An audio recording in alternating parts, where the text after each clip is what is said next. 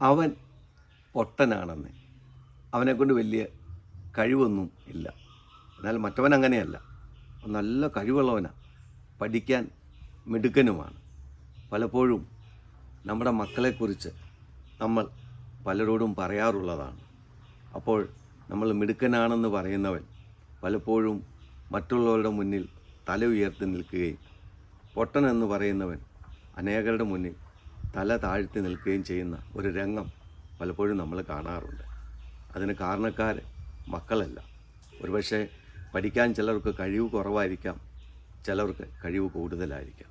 എന്നാൽ പലപ്പോഴും നമ്മുടെ ജീവിതത്തിൽ പൊട്ടനെന്നും കഴിവ് കെട്ടവനെന്നും ഉപകാരമില്ലാത്തവനെന്നൊക്കെ പറഞ്ഞ് നമ്മൾ തള്ളിക്കളയുന്നവരായിരിക്കാം നമ്മുടെ ജീവിതത്തിൽ നമുക്ക് ഉപകാരമുള്ളവരും താങ്ങും തണലുമായി കടന്നു വരുന്നത്.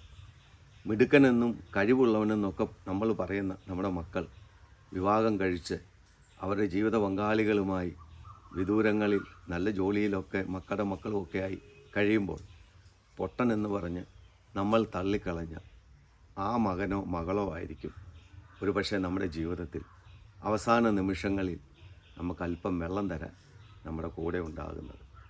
നമ്മൾ നല്ലവനെന്നും കഴിവുള്ളവനെന്നും ഉയർന്നവനെന്നൊക്കെ പറഞ്ഞ് പൊക്കി നടന്ന വ്യക്തി ഒരുപക്ഷെ ഇന്ന് നമ്മുടെ കൂടെ ഉണ്ടാകണമെന്നില്ല. അവർ ഉന്നത സ്ഥലങ്ങൾ തേടി ചേക്കേറി പലയിടത്തും പോകും. നമ്മൾ തള്ളിക്കളഞ്ഞ ആ വ്യക്തിയായിരിക്കും ഇന്ന് നമ്മുടെ കൂടെ അവസാന നിമിഷം കൈപിടിച്ച് നടത്താനും കൂടെ നടക്കാനും നമുക്കൊരു നേരം ആഹാരം തരാനും വെള്ളമെടുത്ത് തരാനും നമ്മുടെ കൂടെ ഉണ്ടാകുന്നത്. അതുകൊണ്ട് ഒരിക്കലും ജീവിതത്തിൽ മക്കളെ നമ്മൾ വേർതിരിച്ച് കാണാതിരിക്കുക.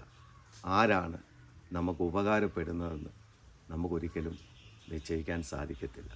അതുകൊണ്ട് പൊട്ടനെന്ന് പറഞ്ഞ് നമ്മൾ തള്ളിക്കളയുന്ന മകനോ മകളോ ആയിരിക്കും കഴിവില്ലാത്തവൾ എന്ന് പറഞ്ഞ് നമ്മൾ താഴ്ത്തിക്കളയുന്ന മകളായിരിക്കും ഒരുപക്ഷെ നമ്മുടെ ജീവിതത്തിൽ അവസാന സമയം നമുക്ക് അല്പം വെള്ളം തരുവാൻ നമ്മുടെ കൂടെ ഉണ്ടായിരിക്കുന്നു. അതുകൊണ്ട് ഒരിക്കലും മക്കളെ തരം തിരിച്ച് കാണാതിരിക്കുകയും താഴ്ത്തിക്കെട്ടാതിരിക്കുകയും ചെയ്യുക. താഴ്ത്തിക്കെട്ടുന്നവനായിരിക്കും നമ്മളെ ഉയർത്താൻ നമ്മുടെ കൂടെ ഉണ്ടാകുന്നത്. ദൈവം നിങ്ങളെ അനുഗ്രഹിക്കട്ടെ.